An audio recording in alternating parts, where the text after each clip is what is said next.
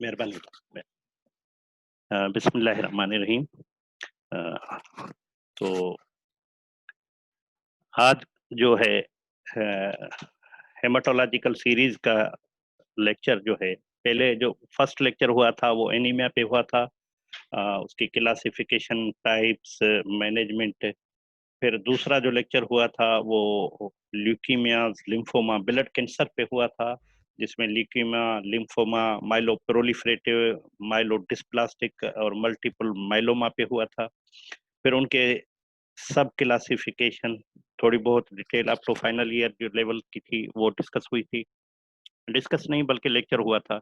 आज जो टॉपिक है वो इम्पोर्टेंट टॉपिक है और वेरी इम्पोर्टेंट टॉपिक है, प्लेटिलेट डिसऑर्डर। क्योंकि इंसान की जो रूह है वो उसके खून में दौड़ती है, ब्लड के सर्कुलेशन में दौड़ती है। और जब ब्लड सर्कुलेट करना बंद कर देता है तो हम पेशेंट को एज ए डेड डिक्लेयर करते हैं, जब सर्कुलेशन उसकी नहीं होती तो कहते हैं जी हाँ जी, नो बीपी, नो पल्स, और patient is declared as dead. तो ब्लड को एक इंटरनल इन्वायरमेंट में काबू करके रखना, बंद करके रखना, वो प्लेटिलेट और उसके एसोसिएटेड फैक्टर्स का कमाल है। जब इनमें कोई गड़बड़ हो जाए तो फिर ब्लीडिंग, क्लॉटिंग डिसऑर्डर्स पैदा होते हैं। तो आज उन पे बात होगी। तो ब्लीडिंग डिसऑर्डर्स एक इमरजेंसी है, एक इमरजेंसी है कि कहीं से भी अगर ब्लड स्टार्ट हो रहा है, तो एबनॉर्मल ब्लड स्टार्ट हो रहा है, तो ये एक इमरजेंसी है। आपने उसको प्रॉपरली मैनेज करना है, डायग्नोस करना है, मैनेज करना है, प्रॉपरली ट्रीट करना है। अगर आपने प्रॉपरली टाइमली उसको ट्रीट नहीं किया तो वो फेटल भी साबित हो सकता है। तो आज मुख्तलिफ कंडीशंस जो हैं, क्योंकि ये ब्लड का आखिरी लेक्चर होगा, तो आज जो मुख्तलिफ कंडीशन हैं हम उनका एक ओवरव्यू नट ब्रीफ शेल पे जो है वो प्रोड्यूस वो आपको बताएंगे। प्लेटिलेट डिसऑर्डर्स, उसकी क्लासिफिकेशन देखी जाए तो प्लेटिलेट डिसऑर्डर्स और वेस्कुलर कंपोनेंट्स, कोएगुलेशन एब्नॉर्मलिटीज और कुछ और बीमारियां हैं जो इसकी क्लासिफिकेशन में आती है। वेस्कुलर एंड प्लेटिलेट एब्नॉर्मलिटीज में जो वेस्कुलर हैं वो हेरेडिटी भी होती हैं। अक्वायर्ड, हेरेडिटी का मतलब कि transmitted from the parents by birth, वो अक्वायर हो जाती हैं। और अक्वायर्ड का मतलब ये है कि पहले नहीं थी, अब कोई बीमारी हुई और उसके बाद ये डिसऑर्डर पैदा हुआ। अक्वायर्ड कोएगुलेशन डिसऑर्डर में जो वेल नोन है विटामिन के डिफिशिएंसी है, या किसी को हम ड्रग देते हैं वारफेरिन, उसकी वजह से ब्लीडिंग डिसऑर्डर हो जाता है। कोई लिवर डिजीज है, डिसेमिनेटेड इंट्रावेस्कुलर कोएगुलेशन है जो कि कॉम्प्लिकेशन होता है किसी न किसी डिजीज का। और कभी कभी क्या होता है, जो डिफरेंट कोएगुलेशन फैक्टर हैं उनके खिलाफ एंटीबॉडीज बन जाए या मैसिव ब्लड ट्रांसफ्यूजन हो जाए, तो उसके बाद भी कोएगुलेशन डिसऑर्डर्स पैदा होते हैं। थ्रोम्बोसाइटोपिनिया का मतलब है लो प्लेटलेट काउंट। ये कभी कभी फाल्स रीडिंग के तौर पे भी आ जाता है, जैसे कि मशीन में डालते हैं तो मशीन रीड सही नहीं कर पाई, या प्लेटिलेट किसी न्यूट्रोफिल के इर्द गिर्द गिर्द वो चपक जाते हैं, उसको सेटलिज्म कहते हैं। या प्लेटिलेट किसी वेस्कुलर एंडोथेलियम पे मार्जिन पे अटैच हो जाते हैं। ड्रग्स की वजह से, अल्कोहल की वजह से प्लेटिलेट लो हो जाते हैं। उसके अलावा कुछ कंजेनाइटल डिजीज हैं, हेरिडिटी डिजीज हैं, जिसमें टार है, मे हेगलिन है, विस्कॉट है, तो उनमें भी प्लेटिलेट कम हो जाती हैं। और प्लेटिलेट के जो डिस्ट्रक्शन के एलिमेंट हैं उसमें इम्यून, टीटीपी, डीआईसी, ये मतलब इम्पोर्टेंट है। तो ये मुख्तलिफ कॉज हैं थ्रोम्बोसाइटोपिनिया के, कुछ सही हैं, कुछ गलत हैं, कुछ कंजेनाइटल हैं, कुछ एक्वायर्ड हैं, कुछ ट्रीटेबल हैं, कुछ अनट्रीटेबल हैं, कुछ एक्यूट हैं, कुछ किरानिक हैं। तो मुख्तलिफ एस्पेक्ट हैं थ्रोम्बोसाइटोपिनिया के। तो disorders of the platelet function, देखो प्लेटिलेट की जब क्वांटिटी कम हो जाती है तो या अक्यूट होती है या किरानिक होती है, ठीक है। फिर या क्वालिटी में फ़र्क होता है या उनकी क्वांटिटी में फ़र्क होता है? मतलब प्लेटलेट की क्वांटिटी तो नॉर्मल है, लेकिन उनकी क्वालिटी पुअर है, वो ब्लीडिंग को नहीं रोक पाते, क्वालिटी की डिज़ीज़ है। या उनकी क्वालिटी सही है, लेकिन उनकी क्वांटिटी कम है कि ब्लीडिंग को नहीं रोक पा सकते, तो इस वजह से क्वालिटेटिव और क्वांटिटेटिव डिसऑर्डर्स होते हैं और वो इनहेरिटेड और एक्वायर्ड होते हैं।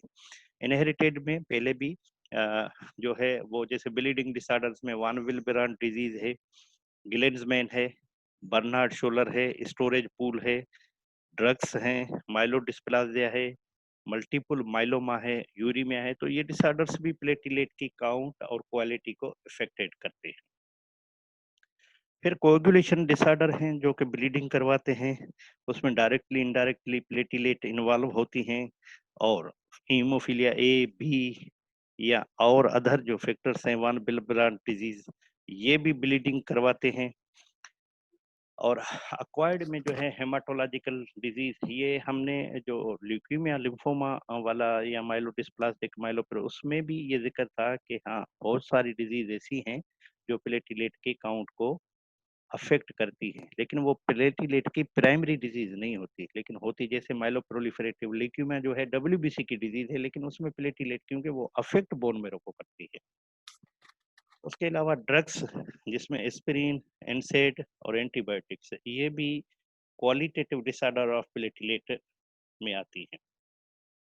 कुछ सिस्टमिक डिसऑर्डर्स हैं, जब वो होंगे तो आपने उनको प्लेटलेट को जरूर देखना है, क्योंकि खास मिसाल यूरीमिया है जिसमें प्लेटलेट का फंक्शन जो है वो अफेक्टेड होता है। जब आयरन डिफिशिएंसी एनीमिया होती है तो वो बोन मेरो जो है वहां से और भी प्रॉब्लम पैदा होते हैं आरबीसी के फॉर्मेशन के अलावा, जिसमें थ्रोम्बोसाइटोपिनिया या एबनॉर्मल प्लेटलेट फंक्शन।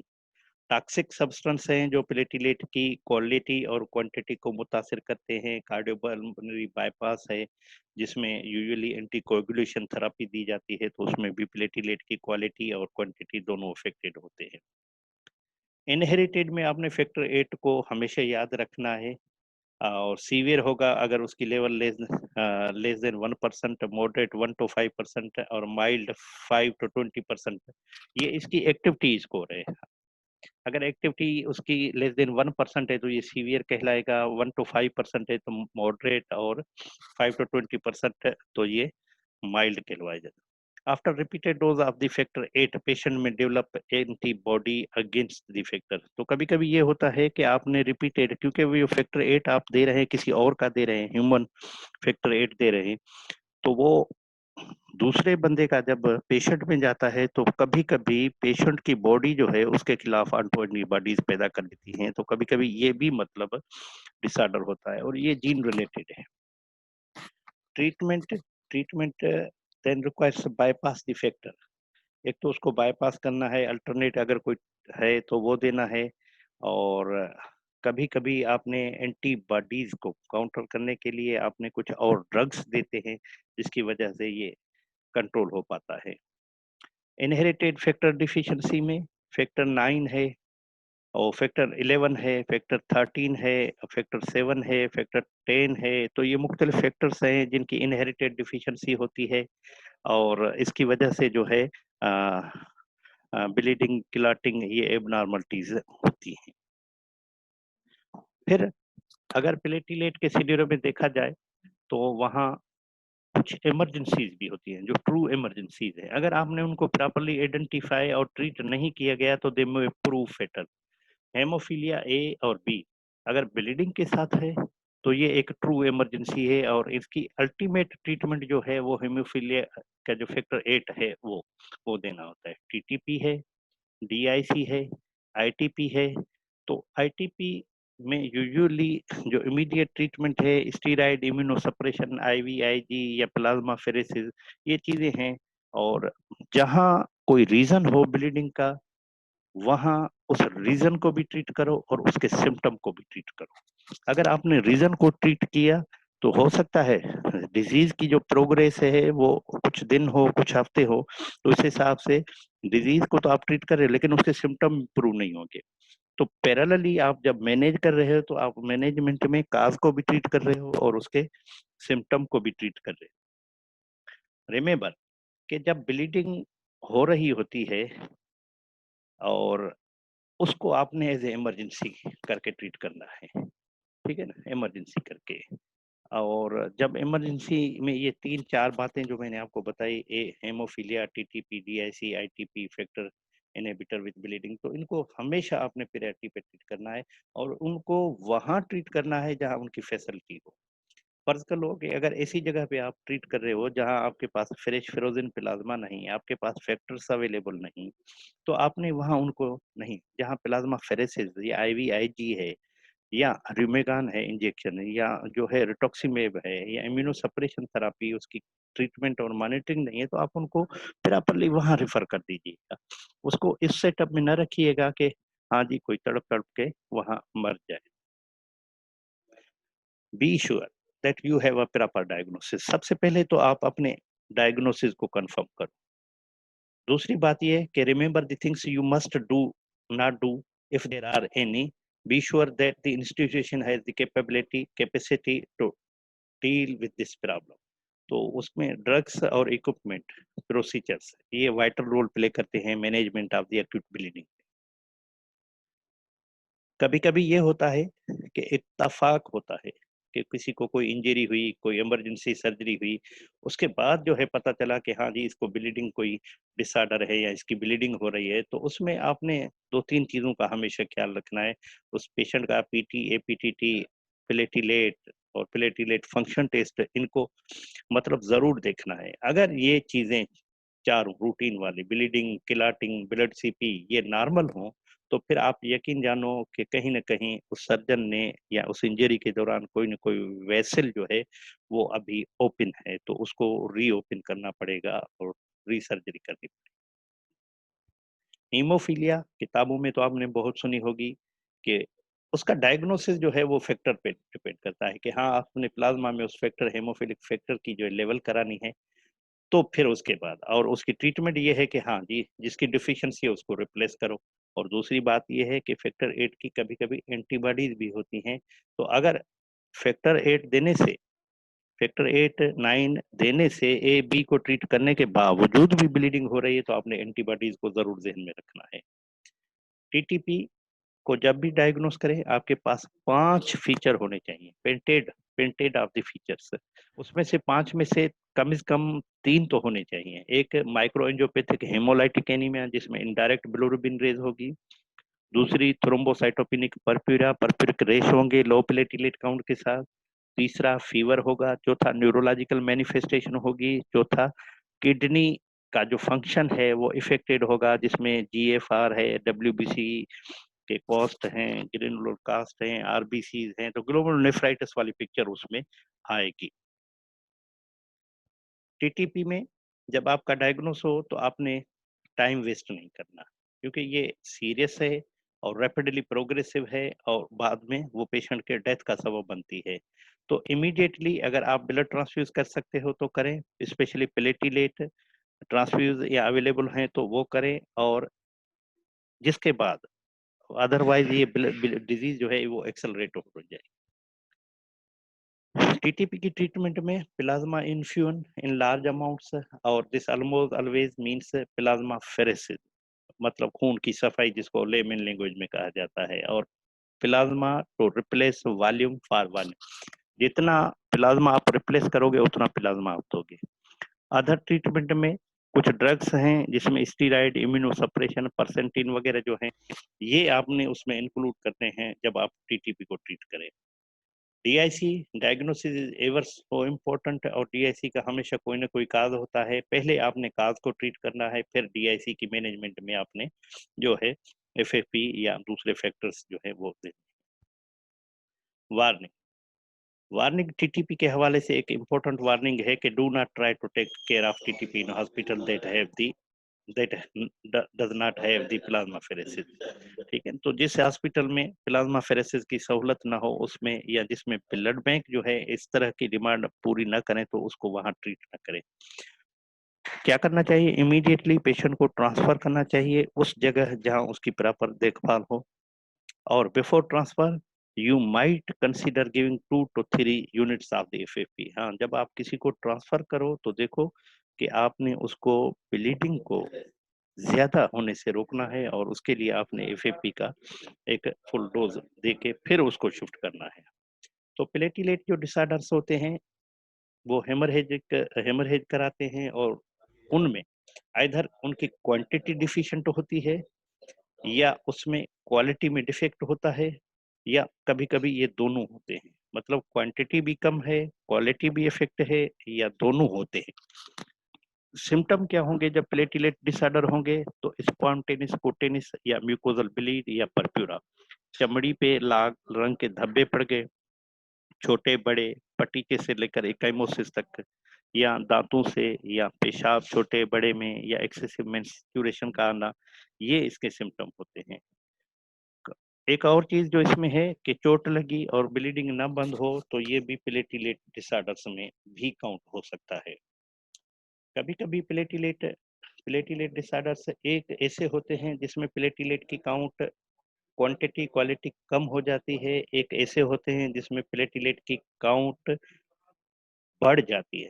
जब बढ़ जाती है तो आपने 2-3 चीज़ें याद रखी हैं। सबसे पहले कि ये कोई आर्टिफैक्ट तो नहीं है, कोई मिस्टेक तो नहीं है, जैसे शिज़ोसाइट्स होते हैं, ल्यूकीमिया में व्हाइट सेल के फ्रेगमेंट आते हैं, क्रायोग्लोबिनेमिया या माइक्रो ऑर्गेनिज़्म आते हैं, तो वो दरअसल दिखाई प्लेटलेट जैसे देते हैं लेकिन होते नहीं हैं।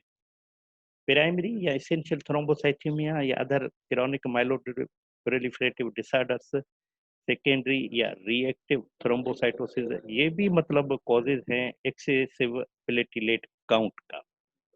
सेकेंडरी में अगर आप देखें तो अक्यूट स्ट्रेस है या फिजिकल एक्सर्शन है तो उसमें प्लेटलेट काउंट बढ़ जाती है, इन्फ्लेमेशन में बढ़ जाती है, इन्फेक्शन या मैलिग्नेंसीज में बढ़ जाती हैं, हेमरहेज के बाद रिएक्शनरी तौर पे प्लेटलेट की काउंट बढ़ जाती है, हेमोलाइसिस में बढ़ जाती है, आयरन डिफिशिएंसी में बढ़ जाती है, सर्जरी के बाद, क्योंकि ये डिमांड और सप्लाई तो इसमें ज़रूर बढ़ेगी। और उसके अलावा जो है रीबाउंड थ्रोम्बोसाइटोसिस फॉलोइंग थ्रोम्बोसाइटोपिनिया, मतलब किसी को थ्रोम्बोसाइटोपिनिया थी और आपने ट्रीटमेंट दी या वो उस कंडीशन से निकल आया तो वो काउंट रेज मिलेगी। तो इसमें ये जो छोटे-छोटे ब्लू डॉट्स नज़र आ रहे हैं ये प्लेटलेट हैं और इसकी काउंट जो है वो 7 लाख आफ्टर स्प्लीनेक्टोमी। ये जो छोटे-छोटे हैं मतलब ये वाले जो निशान हैं ये प्लेटलेट हैं। ये न्यूट्रोफिल है, ये आरबीसीज़ हैं। तो इस तरीके से ये थ्रोम्बोसाइटोसिस हो गई है, इंक्रीज्ड प्लेटलेट काउंट हो गई। एसेंशियल थ्रोम्बोसाइथीमिया और रिएक्टिव थ्रोम्बोसाइथीमिया, इसमें एक थोड़ा-सा फ़र्क ज़रूर रिएक्टिव के तो बहुत सारे रीज़न हैं। जैसे कि ये देखें, सेकेंडरी या रिएक्टिव थ्रोम्बोसाइटोसिस में ये जो लिस्ट है रीज़न की, और ये प्राइमरी या एसेंशियल, प्राइमरी और सेकेंडरी। प्राइमरी का मतलब ये यूजुअली इडियोपैथिक होती है या chronic other myeloproliferative disorder. Secondary में ये कॉजेज़ हैं। तो इस तरीके से इनमें फ़र्क होता है कि रिएक्टिव में काज़ होता है और एसेंशियल में यूजुअली काज़ हमको नहीं मिलता। और रिएक्टिव में प्लेटलेट की काउंट जो है 5 लाख से 7 लाख होती है, जबकि उसमें हमेशा 6 लाख से ऊपर होती है, उमूमन 10 लाख से भी ऊपर मिल सकती है। रिएक्टिव में थ्रोम्बोसिस और हेमरहेज नहीं होती, जबकि एसेंशियल में थ्रोम्बोसिस ऑफ्टन होती है। रिएक्टिव में स्प्लीन नहीं मरती, जबकि उसमें स्प्लीन बढ़ती है। रिएक्टिव में ज्याइंट प्लेटलेट नहीं होते, जबकि उसमें मेगाकैरियोसाइट भी आ जाते हैं। रिएक्टिव में बोन मैरो की फाइब्रोसिस नहीं होती, जबकि उसमें हो जाती है। रिएक्टिव में मेगाकैरियोसाइट के क्लस्टर नहीं मिलते बोन मैरो पे, जबकि उसमें मिलते हैं। और रिएक्टिव में abnormal cytogenetic analysis of bone marrow नहीं होता, जबकि उसमें ऑकेजनली आपको एबनॉर्मल साइटोजेनेटिक एनालिसिस मिलेगा। थ्रोम्बोसाइटोपिनिया के कारण, जैसे ये मैंने कहा कि वो भी सूडो थ्रोम्बोसाइटोपिनिया हो सकती है, जैसे कि प्लेटलेट एक दूसरे के ऊपर चिपक गए, या कभी-कभी सेटेलाइज़र, ये क्या होता है कि न्यूट्रोफिल के ऊपर मार्जिन पे जो है वो प्लेटलेट अटैच हो जाते हैं, तो उसको सेटेलाइज़ कहते हैं। कुछ डिज़ीज़ ऐसी हैं जो इनहेरिटेड कहलवाती हैं, जिसमें एब्सेंट रेडियल सिंड्रोम होता है, विस्कोट है, मे-हेगलिन है, बर्नार्ड है, ग्रे प्लेटलेट सिंड्रोम है, ये इनहेरिटेड हैं। कुछ कंजेनाइटल होते हैं, मतलब जीन में नहीं था, इनहेरिटेंस में नहीं था, लेकिन जब बच्चा माँ के पेट में डेवलप हो रहा था, तो उस दौरान कोई ऐसी डिज़ीज़ हुई, जैसे कोई वायरल इन्फेक्शन हुआ या माँ ने कोई ड्रग खाई या उसकी माँ को कोई आईटीपी वगैरह थी या इम्यूनोलॉजिकल डिजीज थी या न्यूनेटल एलो इम्यून थ्रोम्बोसाइटोपिनिया हुई। ये न्यूनेटल एलो इम्यून थ्रोम्बोसाइटोपिनिया का मतलब ये है exchange of the platelet during the maternal fetal life, intrauterine fetal life. तो थ्रोम्बोसाइटोपिनिया के एक्वायर्ड काजेज में इम्यून है, नॉन इम्यून है। इम्यून में जो है इडियोपैथिक है, इन्फेक्शंस हैं, ड्रग्स हैं, डिसऑर्डर्स हैं, लिम्फोप्रोलिफरेटिव, ऑटो इम्यून है, पोस्ट ट्रांसफ्यूजन है या और भी है। नॉन इम्यून में इन्फेक्शन है, डीआईसी है, TTP, HUS, HELLP syndrome, preeclampsia, eclampsia, massive transfusion, gestational thrombocytopenia और उसके अलावा hypersplenism usually associated with anaemia और ल्यूकेमिया। हाइपरस्पिलिनिज्म में यूजुअली थ्रोम्बोसाइटोपिनिया तो होती है लेकिन साथ में पेट पैनसाइटोपिनिया भी होती है। Platelet count versus risk of the haemorrhage, इसको हमेशा जहन में रखिएगा जब भी आप मैनेजमेंट करें। तो इसमें ये चीज़ हमेशा प्रायोरिटी पे आपने इसको नोट करना है कि अगर प्लेटलेट की काउंट 1 लाख से ऊपर है तो इसमें रिस्क ऑफ हेमरेज नहीं होता। लेकिन अगर प्लेटलेट की काउंट 50,000 से लेकर 1 लाख के दरमियान है तो इसमें भी स्पॉन्टेनियस रिस्क नहीं होता, लेकिन मेजर ट्रामा या सर्जरी में हमेशा रिस्क रहता है। अगर प्लेटलेट की काउंट 20,000 से लेकर 50,000 तक है तो माइनर स्पॉन्टेनियस ब्लीडिंग भी हो सकती है, मेजर ब्लीडिंग ट्रामा और सर्जरी के साथ हो सकती है। अगर प्लेटलेट की काउंट 10 से लेकर 20,000 तक है तो minor bleeding likely, some risk of major bleeding. अगर वो 5 से लेकर 10,000 तक है तो हमेशा स्पॉन्टेनियस ब्लीड और significant risk of the severe life threatening bleed होता है। तो मतलब जैसे जैसे काउंट कम होगी सीवियर लाइफ थ्रेटनिंग ब्लीडिंग का चांस बढ़ेगा।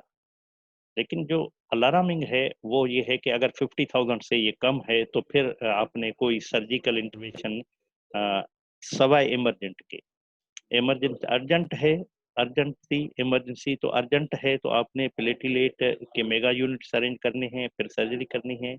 इमरजेंट में भी आपने मेगा यूनिट अरेंज करने हैं फिर सर्जरी करनी है। तो क्वांटिटिव प्लेटलेट डिसऑर्डर्स जो है इसमें सबसे पहले आप देखें कि नॉर्मल प्लेटलेट काउंट जो है 1.5 लाख से लेकर 3.5 लाख तक है। थ्रोम्बोसाइटोपिनिया तब कहते हैं जब वो 1.5 लाख से कम हो।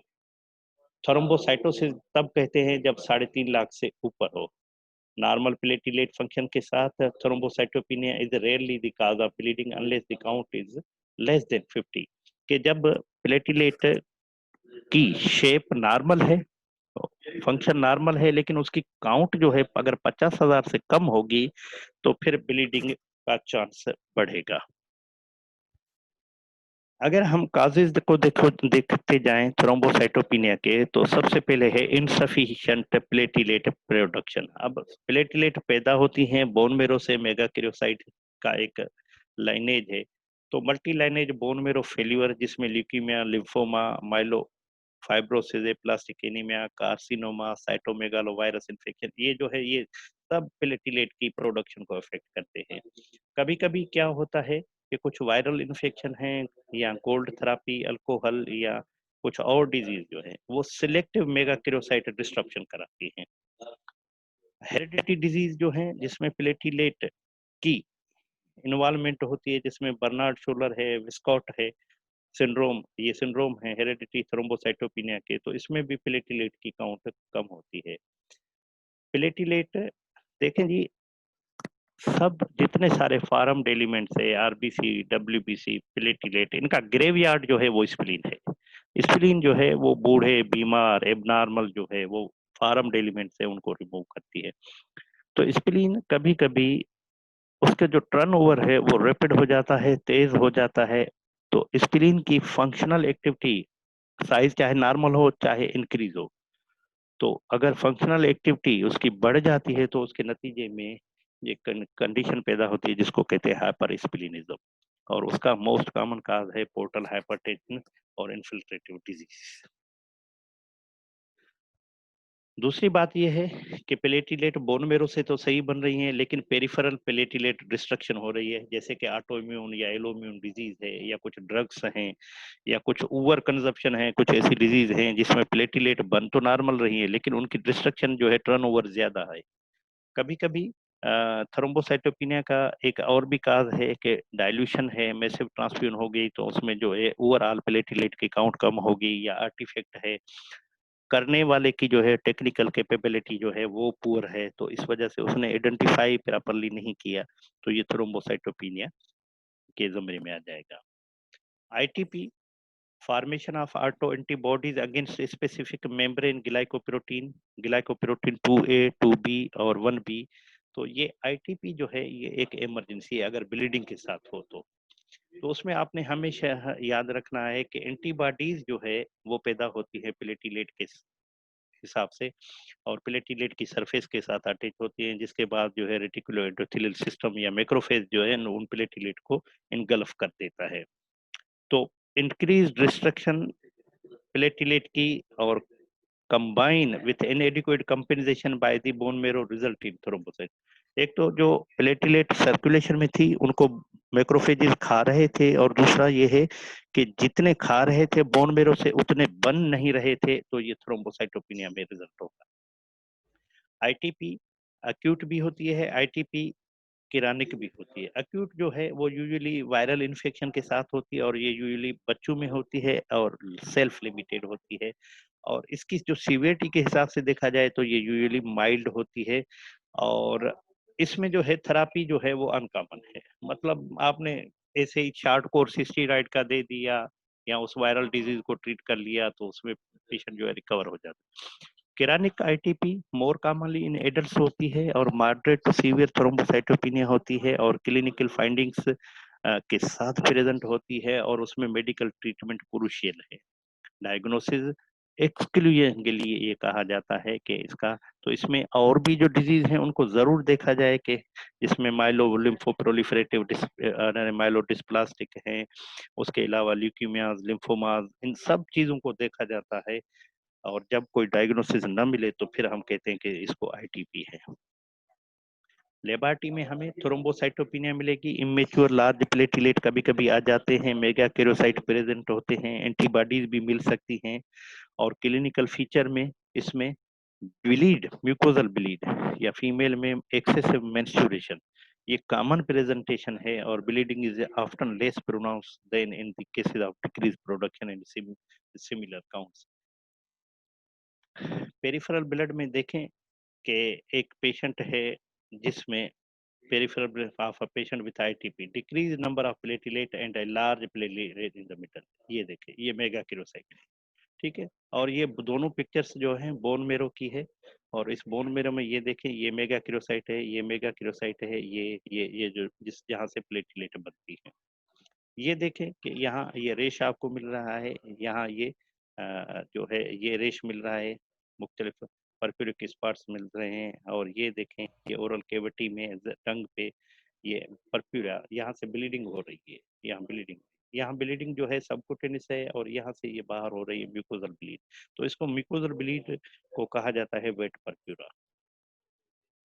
ट्रीटमेंट में आपने 3 4 5 ऑप्शन आपने हमेशा याद रखने हैं कि पहले तो आपने सिम्टोमेटिक देनी है, प्लेटलेट की काउंट को बढ़ाना है, दूसरा स्टीरॉइड देने हैं और उसका डोज जो है 1 to 2 मिलीग्राम पर केजी, तीसरी इसकी स्प्लीन रिमूव करवानी है, चौथा उसको हाई डोज IVIG देने हैं, पांचवा इसको RH डी इम्यून ग्लोबिन देना है, उसके अलावा आपने जो है मोनोक्लोन एंटीबॉडी जो है वो देने हैं, रिटोक्सीमेब है, और न्यू ड्रग जो है वो है रोमी पिलोस्टिन। तो ये आपने उसको ट्राई करनी है। पोस्ट ट्रांसफ्यूजन परप्यूरा जिसको एलो इम्यून कहते हैं, थ्रोम्बोसाइटोपिनिया, ये 7 से 10 दिन के बाद होती है प्लेटलेट, और इसमें specific antibodies in the reception serum मौजूद होती है जिसकी वजह से होती है, और ट्रीटमेंट इसकी वही है कि हाँ जी स्टीराइड दे दो, IVIG या प्लाज्मा फेरेसिस कर दो, जो एंटीबॉडीज हैं उनको रिमूव करो बाय प्लाज्मा फेरेसिस। एक और कंडीशन है जिसको न्यूनेटल आइलो इम्यून थ्रोम्बोसाइटोपिनिया कहते हैं, तो ये भी feto maternal incompatibility of platelet specific antigen की वजह से ये सीवियर डिजीज है। अगर इसको आपने प्रॉपरली ट्रीट नहीं किया तो ये प्रूव होती है फेटल, और ये एंटीबॉडीज जो हैं क्रॉस करती हैं प्लेसेंटा को और डिस्ट्रॉय करती हैं फीटल प्लेटलेट को जो थ्रोम्बोसाइटो थ्रोम्बोसाइटोपेनिया और risk of the intracranial haemorrhage इसमें बड़ा होता है। ट्रीटमेंट इसकी क्या है? इन यूट्रो आपने ट्रांसफ्यूज करने HPA-1A नेगेटिव प्लेटिलेट्स। ये एंटीजन है जो प्लेटिलेट के सरफेस पे होता है, और आपने वो उस एंटीजन नेगेटिव वाली प्लेटिलेट जो है आपने उसमें फीटल वेन, स्केल्प वेन में ये आपने देखा। एक और कंडीशन है, जब आप किसी को एंटीकोगुलेशन थेरेपी देते हैं लाइक हेपरिन, तो हेपरिन की वजह से थ्रोम्बोसाइटोपेनिया होती है। इसके दो टाइप हैं, टाइप 1, टाइप 2, और ये ड्रग इंड्यूस भी आप इसको लेबल कर सकते हैं। और टाइप 1 जो है 1 से लेकर 2 दिन के दरमियान होगी, जबकि टाइप 2 है वो 4 से लेकर 10 दिन के दरमियान होगी, और ये इम्यून मीडिएटेड है। टाइप 2 जो है इम्यून मीडिएटेड है, टाइप 1 जो है नॉन इम्यून डिसऑर्डर है, और इसका डायरेक्ट इफेक्ट होता है प्लेटिलेट एग्लूटेशन पे। तो इस तरीके से टाइप 2 में जो है थ्रोम्बोसिस जो है फॉर्मेशन होती है, और यूजुअली ये जन्म देती है डीवीटी या पल्मोनरी एम्बोलिज्म, स्ट्रोक या एमआई को। मोर्टेलिटी इसमें बहुत ज़्यादा हाई है, तो 20% केसेस में मोर्टेलिटी होती है, और 0.3 से लेकर 3% इसका इंसिडेंस रेट है। ये यूजुअली अनफ्रैक्शनड हेपरिन्स के साथ होता है। हेपरिन इंड्यूस्ड टाइप 2 का जो डायग्नोसिस है ये क्लिनिकल है। लेबार्टी में आप सेरोटोनिन रिलीज ऐसे करवाते हैं जो कि हाईली एक्सपेंसिव होता है। ट्रीटमेंट इसकी ये है कि आपने हेपरिन को स्टॉप करना है, और अल्टरनेटिव एंटीकोगुलेशन थेरेपी जैसे कि न्यूअर ओरल एंटीकोगुलेशन थेरेपी जो है, ये डेनापेरोइड है, या ओरल एंटीकोगुलेंट्स में अर्गा प्रोपान है, एरुडिन है, ये आपने इसमें अपना लिपिनकॉट की फार्माकोलॉजी में ये बिल्कुल क्लियर कट इसकी क्लासिफिकेशन लिखी हुई है, किडजंग में भी लिखी हुई है। ये ड्रग इंड्यूस्ड है। वेनकोमाइसिन के यूज के बाद इस पेशेंट को ड्रग रिएक्शन हुआ, और जिसके बाद इसने जो है ये परफ्यूरिक रेश डेवलप की है।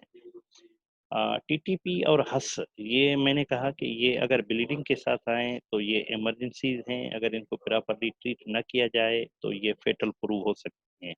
तो ये थ्रोम्बोटिक माइक्रो एंजियोपैथी है, मतलब इसमें थ्रोम्बस भी फॉर्मेशन होती है, और प्लस जो है ब्लीडिंग भी होती है। तो ये टीटीपी हस एक कैटेगरी की दो डिजीज हैं, तो दोनों अक्यूट फल्मिनेंट है।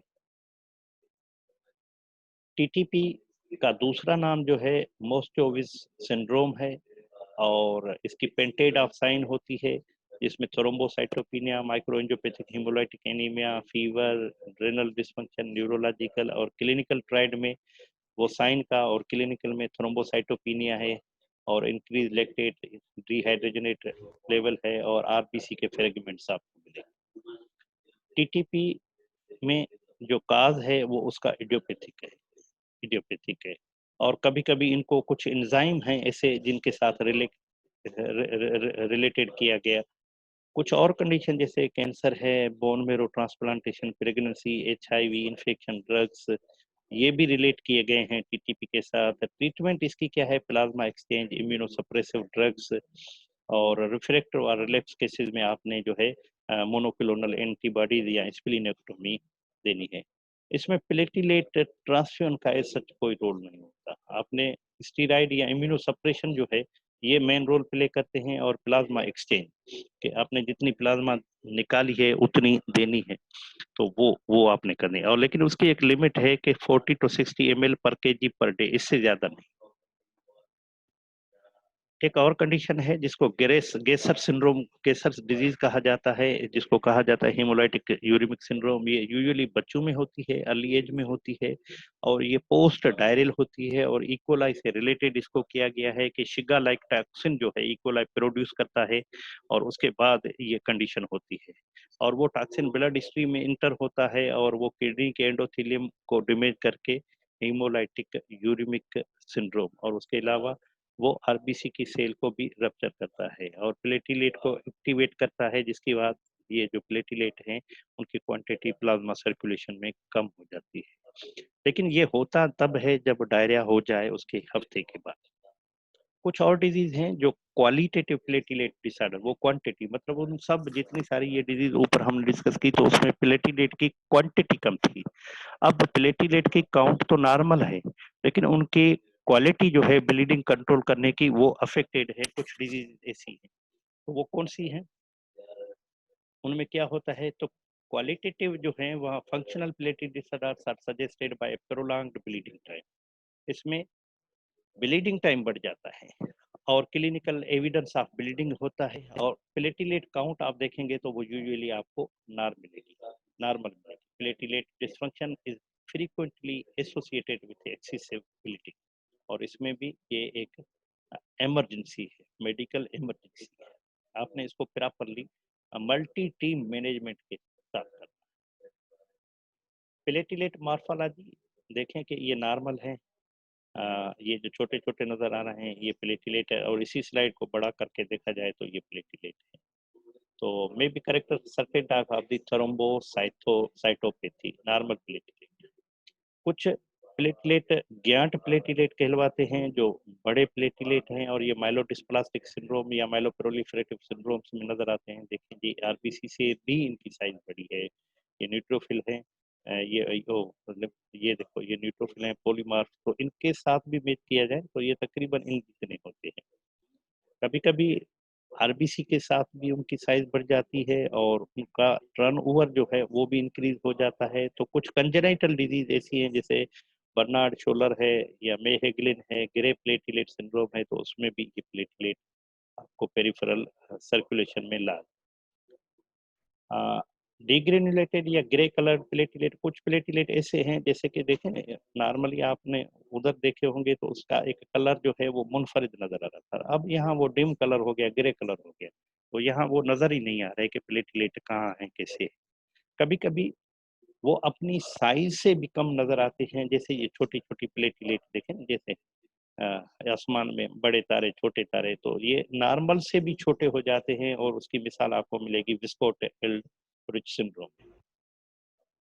फंक्शनल प्लेटिलेट डिसऑर्डर्स दो किस्म के होते हैं, एक्वायर्ड होते हैं, इनहेरिटेड होते हैं। एक्वायर्ड में ड्रग इंड्यूस होते हैं, डिजीज एसोसिएटेड होते हैं। इनहेरिटेड में adhesion defect, aggregation, secretion defect of platelet coagulation activity, तो मुख्तलिफ एस्पेक्ट है और उनके मुख्तलिफ काज हैं। जैसे एडियन ब्राउन शोलर में, और एग्रीगेशन गिलेंसमैन में, सीक्रेशन जो है वो ग्रेन्यूल में, defect of platelet Scott syndrome में। तो ये मुख्तलिफ जो है इनकी सब क्लासिफिकेशन की गई है। अक्वायर्ड डिसऑर्डर्स ऑफ जो प्लेटिलेट है उसमें ड्रग इंड्यूस्ड प्लेटिलेट डिसफंक्शन जो है, इसमें खास मिसाल जो है एनएलजे60 हैं वो, या टिक्लोडेपिन है, वो भी करती हैं। और कुछ जो है ग्लाइकोप्रोटीन 2B3A रिसेप्टर एंटागोनिस्ट डायपेरिमेडोल जो है ये भी करती हैं। पेनिसिलिन और सेफालोस्पोरिन ये भी प्लेटिलेट डिसफंक्शन करवाती हैं। तो जब भी आप किसी की प्लेटिलेट ब्लीडिंग डायस्टेसिस हो तो इन ड्रग्स को काशन के साथ यूज कीजिए। कैल्शियम चैनल एंटागोनिस्ट है, नाइट्रोग्लिसरीन, प्रोप्रानोल, आइसोसार्बाइड, डाइनाइट्रेट, ये भी याद रखना कि कार्डियोवेस्कुलर में ये ज्यादा यूज होती हैं और ये प्लेटिलेट डिसफंक्शन कराती हैं। एंटी डिप्रेसेंट और फिनोथायजीन डेरिवेटिव्स ये भी प्लेटिलेट का डिसफंक्शन करवाती हैं। Plasma expanders, antihistamine, cytotoxic agent, heparin या फिब्रिनोलाइसिन, ये भी प्लेटिलेट का डिसफंक्शन करते हैं। एक लिस्ट है ड्रग्स की जो कॉमनली हम यूज भी करते हैं, लेकिन हमें पता नहीं होता कि ये प्लेटिलेट की काउंट सॉरी उनके जो फंक्शन है उस पर अफेक्ट करती है। तो देखें कि अगर इन मुख्तलिफ ड्रग्स को देखा जाए तो ये प्लेटिलेट पे मुख्तलिफ जगह पे सबका मोड ऑफ एक्शन तो सेम नहीं है, किसी का कुछ है, किसी का कुछ है, किसी का कुछ है। जैसे कि डायपेरोमोडोल है वो प्रोस्टासाइक्लिन पे इफेक्ट करके फिर वो वहां से एक्टिवेट होती है। एस्पिरिन जो है थ्रोम्बोक्सिन ए पे, और 2B और 2A जो है एंटागोनिस्ट जो हैं वो यहाँ रिसेप्टर पे, क्लोपेडिग्रोल जो है वो भी रिसेप्टर एडीपी रिसेप्टर पे इफेक्ट करती है। तो इस तरीके से वो प्लेटिलेट का डिसफंक्शन करवाती है। Disease associated with platelet disorders में आपने यूरीमिया, ब्लड डिसऑर्डर और bypass surgery, platelet antibodies, diabetes, liver disorder, इनको कभी भी ना भूलिएगा। फंक्शनल प्लेटिलेट डिसऑर्डर्स में यही पहले भी बात हुई थी कि ये जो जितनी सारी डिजीज थी हमने डिस्कस की, तो इनहेरिटेड प्लेटिलेट डिसऑर्डर्स में ये आपने एडियन में आपने बर्नार्ड शोलर और pseudo platelet disorder, collagen receptor deficiency, ये तीन डिजीज याद करनी है। क्योंकि ये बर्नार्ड शोलर रेयर है और 1948 में इसको डायग्नोस किया गया था। बेसिक डिफेक्ट जो है GP1B और 9-5 फैक्टर वहाँ पे होता है। तो इसको आपने BCQ की हद तक तो ज़रूर याद रखना है कि बर्नार्ड शोलर एक डिसऑर्डर है प्लेटलेट फंक्शन का, और ये हेरिडिटरी डिसऑर्डर है। उसके अलावा सूडो वन विल्बरार्ड डिजीज जो है, उसमें भी GP1B अल्फा इसकी ये जो डिजीज है, तो इसमें भी आपने ट्रीटमेंट इसकी क्या है, फैक्टर देना है, प्लेटलेट कंसंट्रेट देना है, और ओवरऑल इफेक्ट क्या है, ब्लीडिंग टाइम बढ़ जाता है, थ्रोम्बोसाइटोपिनिया हो जाती है। कोलाजन रिसेप्टर में भी यही है कि एक पार्टिकुलर जो है टाइप है प्लेटलेट डिसऑर्डर्स की, और प्लेटलेट एग्रीगेशन डिफेक्ट यानी कि प्लेटलेट का इकट्ठा होना, ये भी एक इनहेरिटेड डिसऑर्डर्स में ग्रुप ऑफ डिसऑर्डर है, जिसमें गिलेंसमैन है और एफिब्रिनोजेनिमिया है। तो ये दो डिजीज जो हैं ये कॉमनली मिलती हैं। तो गिलेंसमैन में भी ये मतलब मुख्तलिफ जो क्लॉटिंग फैक्टर्स हैं ये उनकी डिजीज है, कभी कभी किसी जेनेटिक डिफेक्ट की वजह से ये रह जाती है। तो इस गिलेंसमैन में प्लेटलेट के साथ अटैचमेंट जो है वो पुअर हो जाती है। एफिब्रिनोजेनिमिया में फिब्रिन की जो लेवल है, फिब्रिन आपको पता है क्लॉटिंग प्रोटीन है, तो वो मुख्तलिफ, और एक चीज खराब होती है तो सबको खराब करती है। और उसके अलावा प्लेटलेट के कुछ मालिक्यूल्स हैं अल्फा और गामा जो हैं, वो उनकी भी डिजीज जो हैं वो भी प्लेटलेट एबनॉर्मलिटीज डिसफंक्शन करवाती हैं, कि प्लेटलेट में जो क्लॉटिंग फैक्टर्स हैं वो उनके ग्रेन्यूल्स जो है वो रिलीज नहीं हो पा रहे हैं, वो ग्रेन्यूल्स प्रॉपरली वर्क नहीं कर पा रहे, तो उसमें जो है क्यूबेक है, जैक्सन है, ट्रोजियस है, ये मुख्तलिफ सिंड्रोम है, और टेड हेगाशी है, विस्कोट है, और टार है। तो ये मतलब मुख्तलिफ किस्म की जो बीमारियां हैं, इनहेरिटेड डिजीज हैं जो प्लेटलेट की। ये प्लेटलेट का अल्ट्रा स्ट्रक्चर है, देखें कि कितना डिटेल्ड है, कितना डिटेल है। इसके अंदर ग्लाइकोजन भी है, माइटोकॉन्ड्रिया भी है, ग्रेन्यूल्स भी हैं, फिलामेंट्स भी हैं, डेंस ट्यूबुलर सिस्टम है जो प्लेटलेट की मूवमेंट कराता है, ग्लाइकोक्लेक्स है, ये कोटेड प्रोटीन है जो कि रिसेप्टर एंटीबॉडीज वगैरह का काम करता है, और इसमें ADP या कैल्शियम के हैं, तो ये भी मुख्तलिफ मूवमेंट या बाइंडिंग को, प्लाज्मा मेम्ब्रेन, ओपन किरणल सिस्टम है, प्लेटलेट के ऊपर एक फास्फोलिपिड की एक तह होती है, सेल मेम्ब्रेन।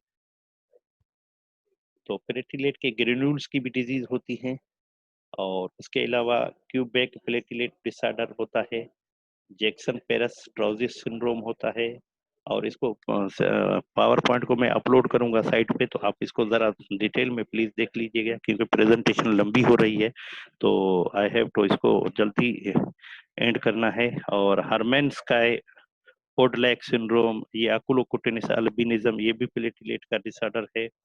चेडहेगाशी ये सिंड्रोम, इसमें भी जो प्लेटलेट की मूवमेंट पे इफेक्ट होता है। उसके अलावा विस्कोट एल्डरिच सिंड्रोम, ये रेयर है, कंजेनाइटल है, रेयर है, एक्स लिंक्ड रिसेसिव डिसऑर्डर है। तो इनको आपने नॉलेज की हद तक, BCQ की हद तक, क्योंकि ये आपको लाखों में मिले, लेकिन ये 1 मिलियन पे 4 से लेकर 10 केस होते हैं, और ये यूजुअली में तो ये रेयरली डायग्नोस होते हैं, बहुत रेयरली, और हमारे इस सेटअप में जहाँ हम काम कर रहे हैं यहाँ इसके डायग्नोस की कोई फैसिलिटी नहीं है। उसके अलावा प्रोग्नोसिस इसका पुअर है। ट्रीटमेंट में ट्रांसफ्यूजन है, एंटीबायोटिक्स है, या सिम्टोमेटिक ट्रीटमेंट आप देंगे। और ये एक रेयर कंडीशन है, ये भी एक होती है, 1 लाख पे एक होती है, 1 लाख है, हाँ 1 लाख पे एक होती है। तो इसमें देखें कि एक बोन है, इसका एब्सेंट रेडियस, अल्ना तो है लेकिन रेडियस नहीं है, और इसके बाजू की देखो अपीयरेंस ये कैसे होती है, तो रेडियस की एब्सेंस की वजह से इसका बाजू जो है वो डिफॉर्म्ड नजर आ रहा है, ये देखें ना, ये इसकी, और ये पाँव जो है ये कैसे अपार्ट हो गए। उसके अलावा सिग्नल ट्रांसडक्शन और सिक्रेशन के भी इश्यूज होते हैं प्लेटलेट के साथ, और प्लेटलेट प्रोगुलेट एक्टिविटी के भी इशू होते हैं। और ट्रीटमेंट जो है इसमें डेस्को प्रोसिन को याद रखिए, प्लेटलेट की ट्रांसफ्यूजन को, और जो फैक्टर डिफिशिएंट है उसको। और एडजुवेंट ट्रीटमेंट में जो है आपने सपोर्टिव थेरापी देनी है, और आपने अवॉइड करना है ऐसी ड्रग्स को जो एंटीप्लेटलेट हो। Thank you very much. क्योंकि ये मुमकिन ही नहीं है कि मतलब इतनी सारी डिजीज हम एक प्रेजेंटेशन में पूरी करें, तो ओवरऑल ब्रीफली जो है थोड़ा बहुत आपको बताया गया। बराए मेहरबानी इस प्रेजेंटेशन को जरूर रीड कीजिएगा, और आपके जो ब्लड में से 10 क्वेश्चन बनेंगे बीसीक्यू के, वो इन जो प्रेजेंटेशन थी एनीमिया वाली, ब्लड कैंसर वाली या प्लेटलेट डिसऑर्डर वाली, उसी में से बनेंगे। और आपने जो है इसको हमेशा याद करना है। और इसके अलावा अगर ये मतलब 3 पावर पॉइंट प्रेजेंटेशन मौजूद हैं और तीनों आपने डिटेल में पढ़नी है, और इंशाल्लाह जो पीसीक्यू बनेंगे इन प्रेजेंटेशन में से ही बनेंगे और वेरी वेरी सिंपल होंगे। लेकिन ये है कि बनेंगे इन प्रेजेंटेशन में। कल अगर कोई बीसीक्यू एग्जाम में आए तो ये ना कहना कि सर ये हमने पढ़ा नहीं। हाँ, ये हो सकता है कि टाइम की कमी की वजह से हम आपको ये पूरा ना बता पाए या डिटेल ना बता पाए या प्रॉपरली ना बता पाए, क्योंकि ये इनडायरेक्ट टीचिंग है, तो इस वजह से बहुत सारे प्रॉब्लम होते हैं। अब मुझे ये भी पता नहीं होता कि आपने लेक्चर सुन रहे हैं या खाली मोबाइल पे जो है अटैच होके और चले गए अपने काम काज में या सो रहे होते हैं। तो ये बहुत सारे इशू है, जहाँ मेरिट भी है तो वहाँ डिमेरिट भी है। लेकिन बराए मेहरबानी इन प्रेजेंटेशन को जरूर नोट कीजिएगा। मेरे जो आने वाले 2 लेक्चर और होंगे, जो होंगे जेनेटिक मेडिसिन पे, medicine of the old age पे, और उनमें से आपको कम से कम 2 से लेकर 4 पीसीक्यू वो भी मैं ही बनाऊंगा और एग्जाम के लिए दूंगा। तो बराए मेहरबानी इन चीज़ों को आपने ज़रूर ज़हन में रखिएगा। अल्लाह हाफिज़। आप लोगों को कोरोना से बचते रहिएगा, और इंशाल्लाह उम्मीद है कि you will be very soon back to pavilion. कोई क्वेश्चन हो तो पूछ ले, एनी क्वेश्चन अगर हो तो। सर पीपीटी शेयर कर दें। पीपीटी तो वैसे ही शेयर होगी। अच्छा, अगर मैं कहूँ कि 61 हेबा हेबा हेबा, आप मुझे सुन रही हैं? तो जी ऐसे सर। हेबा, आपका रोल नंबर 61 है। जी। तो हेबा मौजूद है। तो अभी कितने हैं? 142 पार्टिसिपेंट है, 143। मतलब मुझे ताज्जुब लगता है, जब मैं पिछले 8 साल से फाइनल ईयर की क्लास ले रहा हूँ, तो उसमें लाइव जो छोकरी लड़कियां होती है वो तकरीबन 70, 80, 90 होती है, लेकिन यहाँ 144, 143, इतनी तो अनबिलीवेबल प्रेजेंस है। तो ठीक है जी, दुआओं में याद रखिएगा, और नेक्स्ट लेक्चर जो होगा वो जेनेटिक मेडिसिन पे होगा। बहुत शुक्रिया, बहुत शुक्रिया।